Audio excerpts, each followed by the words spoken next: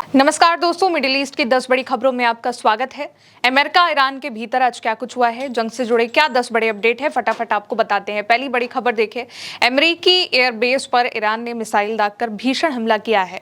Iran की सेना ने अपने ऑपरेशन आगे के 2 नए वेव की घोषणा करी है और कहा है कि उसने अमेरिका के जो हमले हुए थे उसके जवाब में बहरीन और कुवैत में अमेरिका के सैन्य ठिकानों पर ड्रोन हमले किए हैं।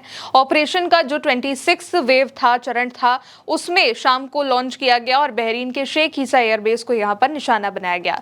ईरान की सेना ने कहा है कि उसने लेफ्टिनेंट कर्नल माजिद काज़ेमी, जो कि सुखोई 24 पायलट थे, उनकी हत्या के प्रतिशोध में, उनकी हत्या के बदले में ड्रोनों के जो बेस थे, बिजली जनरेटर थे, नेविगेशन सिस्टम थे अमेरिका के, और भी जो सहायक भवनें थे, उनको निशाना बना करके हमला किया है। इसके अलावा 27वें चरण में ईरान ने जो लॉन्च करी है मिसाइलें, उसमें कुवैत के अहमद अल जाबेर एयरबेस को निशाना बनाया गया है।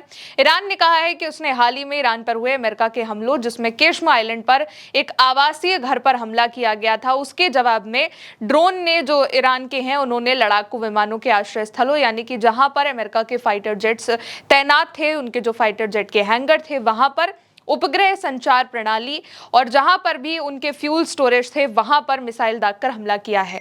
दूसरी बड़ी खबर देखिए, ईरान ने ऑयल टैंकर पर भी हमला किया है। ईरान की नौसेना और IRGC का कहना है कि उसने 2 नियमों का उल्लंघन करने वाले तेल टैंकर पर हमला किया है और 4 को स्ट्रेट ऑफ हॉर्मुज में वापस लौटने पर मजबूर भी किया है। इन टैंकर्स ने अमेरिका के सुझाए गए साउथर्न कॉरिडोर से गुजरने की कोशिश करी थी। IRGC ने कहा कि जहाजों ने बार बार ईरान की चेतावनियों को नजरअंदाज किया और उस मार्ग पर आगे बढ़ते रहे जिसका इस्तेमाल करने से ईरान मना कर रहा है और जो असुरक्षित है और अवैध मार्ग जिसको ईरान बताता है। इसके बाद जब उन्होंने बात नहीं सुनी तो ईरान की नौसेना ने उन पर हमला किया है। ईरान ने इन ऑयल टैंकर पर इसके बाद हमला किया, जिसके बाद 4 बाकी के ऑयल टैंकर को अपना रास्ता बदलना पड़ गया। तीसरी बड़ी खबर, ईरान के खिलाफ CIA और मोसाद का प्लान फेल हो गया है। CIA और इजराइल की मोसाद ईरान के नए सर्वोच्च नेता मुश्तबा खामनेई को ढूंढने की कोशिश कर रही है। अली खामनेई पर 28 फरवरी को हुए हमले के बाद से ईरान के नए सर्वोच्च नेता बने मुश्तबा को नहीं देखा गया है। यहां तक वो अली खामनेई के जनाजे में नहीं आए। अब खुफिया अधिकारियों का मानना यह है कि वो हमले में गंभीर रूप से घायल हो गए थे और 150 दिनों से भी ज्यादा समय से उन्होंने फोन या फिर लैपटॉप का इस्तेमाल नहीं किया है और संभवतः तेहरान या फिर कोम के पास वो किसी बंकर में छिपे हुए हैं। इसलिए CIA, मोसाद जो एजेंसियां हैं, वो अब लोगों से ह्यूमन इंटेलिजेंस जानकारी निकाल रही हैं, क्योंकि ना ही उन्होंने लैपटॉप का इस्तेमाल किया है ना फोन का। कुछ पूर्व मोसाद अधिकारियों के मुताबिक मुश्तबा हाथ से जो लिखे संदेश हैं वो किसी भरोसेमंद संदेश वाहकों के जरिए भेजते हैं, इसलिए उनके करीबी लोगों तक पहुंच बनाना ही उनका पता लगाने का सबसे अच्छा तरीका है। कुछ खुफिया अधिकारियों को शक है कि ईरान की IRGC उनको मौत को छिपा रही है और जबकि कुछ का कहना यह है कि सरकार बॉडी डबल, यानी कि उनकी तरह दिखने वाला कोई व्यक्ति, क्लोन का इस्तेमाल करके लोगों को भ्रमित कर सकती है। अब चौथी बड़ी खबर देखिए, सऊदी अरेबिया ने इसी बीच यमन पर हमला बोल दिया है। सऊदी अरेबिया ने यमन की राजधानी सना पर कई सारे हवाई हमले किए हैं। हूती नेता अब्दुल मलिक अल हौती ने इससे कुछ भी समय पहले जो है वार्निंग भी दी थी और संकेतों से पता चलता है कि सऊदी अरेबिया पूर्ण युद्ध की ओर बढ़ रहा है, यानी कि फुल स्केल वॉर यमन के साथ शुरू कर सकता है और फुल स्केल वॉर की जो तैयारियां हैं वो भी शुरू हो चुकी हैं।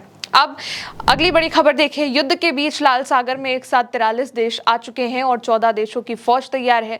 सऊदी अरेबिया ने हूती विद्रोहियों के हमले से लाल सागर में जहाजों की सुरक्षा के लिए 43 देशों के समुद्री रक्षा गठबंधन का एक प्रस्ताव रखा है। गुरुवार को रियाद में 43 देशों के सैन्य प्रतिनिधियों ने इस पर चर्चा करी, मुलाकात की, जिसका जो उद्देश्य है वो बाबल मंडेब स्ट्रेट, लाल सागर और गल्फ ऑफ अडान की खाड़ी जो है, अदन की खाड़ी, वहां और जो व्यापारिक प्रमुख मार्ग हैं उनको सुरक्षित करना है। इसके अलावा सऊदी अरेबिया ने आधिकारिक तौर पर लाल सागर में एक नए समुद्री सुरक्षा गठबंधन की शुरुआत जो करी है, इसमें कार्गो वेसल, वाणिज्यिक जहाजों की सुरक्षा और नौवहन की स्वतंत्रता सुनिश्चित करने के लिए 14 देश इस पर शामिल हुए, यानी कि 14 देशों की सेना एक साथ है। इन 14 देशों में Saudi Arabia, Kuwait, Bahrain, Qatar, Pakistan, तुर्की, Egypt, Jordan, Yemen, Bangladesh, Nigeria, Sudan और डिजबाउती और सोमालिया शामिल बताए जा रहे हैं। अब अगली बड़ी खबर देखिए दोस्तों, खाड़ी में ग्राउंड ऑपरेशन की तैयारी हो रही है। यमन के सूत्रों का ये मानना है कि सऊदी अरेबिया यमन में हूतियों के खिलाफ समुद्र में और जमीन के रास्ते एक बड़ा सैन्य अभियान चलाने की तैयारी कर रहा है, यानी कि ग्राउंड ऑपरेशन की तैयारी कर रहा है। और इसका मकसद लाल सागर के रास्ते तेल निर्यात पर लगे सैंक्शन को रोकना है। रिपोर्ट के अकॉर्डिंग सऊदी अरेबिया की सेना पूर्वी यमन से पीछे हट रही है, जो इस बात का इंडिकेशन कर रही है कि वो अपनी सेना को नई जगह इकट्ठा कर रहे हैं ताकि बाद में किसी बड़े ग्राउंड ऑपरेशन की तैयारी कर सके। खबर यह भी है कि यमन के अंदर सैन्य गतिविधियों में अल बायदा प्रांत पर हमले की तैयारी सऊदी अरेबिया कर रहा है और इसके अलावा यमन की राजधानी में सना पर भी सऊदी अरेबिया ने हमला कर दिया है। अगली बड़ी खबर देखिए, युद्ध के बीच स्पेन में भगदड़ मची है। स्पेन के उत्तरी अफ्रीकी एनक्लेव सेउटा में पिछले हफ्ते मोरक्को से लगभग 1500 से ज्यादा प्रवासी तैर कर आ चुके हैं और इमरजेंसी जैसे हालात इस वक्त स्पेन में हो गए हैं। सेउटा के जो नेता हैं जुआन जिसिस रिवाज, उन्होंने कहा है कि जो स्वागत केंद्र है देश का जो वो पूरी तरीके से भर गया है। सैकड़ों लोग खुले में सो रहे हैं, 300 लोग हर दिन आ रहे हैं, यहाँ तक कि कई आम लोगों की जान जा चुकी है, जिसके बाद स्पेन में आर्मी को उतारना पड़ गया है। तस्वीरें बहुत ज्यादा खतरनाक है। लोग समंदर के रास्ते, यहाँ तक कि जमीन के नीचे से निकल करके आ रहे हैं क्योंकि बहुत बड़ी सी दीवार है बॉर्डर एरिया पर। और इस तरीके से स्पेन में अब भगदड़ जैसे हालात मच चुके हैं। कहा यह भी जा रहा है कि ईरान का साथ स्पेन ने दिया है, इसलिए अमेरिका ये सब कुछ करवा रहा है। फिलहाल अगली बड़ी खबर देखिए, ईरानी संसद के अध्यक्ष मोहम्मद बागिर गालिबाफ ने केशम आइलैंड पर रिहायशी इलाकों पर हुए अमेरिका के हमलों की कड़ी निंदा करी और कहा कि ये एक आतंकी हमला है। अमेरिका बेगुनाह लोगों का खून बहा रहा है और उसे इसकी कीमत चुकानी होगी।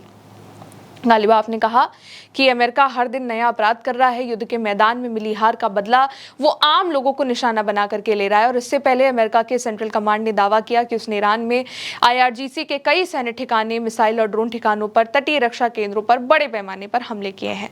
अब अगली बड़ी खबर देखिए, इजराइल ने गुरुवार रात दक्षिणी लेबनान में कई इलाकों पर हमले किए हैं, बड़े धमाके सुनाई दिए हैं। जो वहां पर मरजायन जिला है वहां पर ब्यूफोर्ट केसल के पास धमाके सुनाई दिए हैं, जिसके पास अल कलाई शहर के पास कई घरों की खिड़कियां टूट गई हैं और नुकसान हुआ है। लेबनान की सरकारी न्यूज एजेंसी और तमाम मीडिया रिपोर्ट्स के अकॉर्डिंग इजरायली सेना ने टायर के बाहरी इलाकों में जो मशीन गन है उनसे फायरिंग करी है और अल मंसूरी पर तोपों से भी गोलीबारी करी है। अब एक और आखिरी बड़ी खबर, रशिया भी इसी बीच हमला कर चुका है। रूसी बैलिस्टिक मिसाइल ने कीव में अमेरिका की कंपनी टर्मिनल ऑटोनॉमी के जो ड्रोन कारखाने हैं उस पर बड़ा हमला करके उसको तबाह कर दिया है, नष्ट कर दिया है।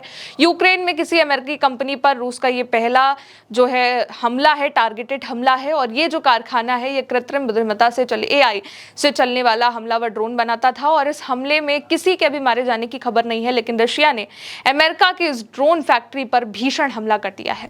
तो इस तरीके से जो हमले हैं वो लगातार जारी हैं। युद्ध एक बार फिर से भड़क चुका है। ईरान ने बातचीत करने से मना कर दिया है और बदले को लेने की कसम खा ली है। फिलहाल आगे के जो भी अपडेट होंगे आप तक पहुंचाते रहेंगे। देखते रहिए उल्टा चश्मा यूसी। नमस्ते।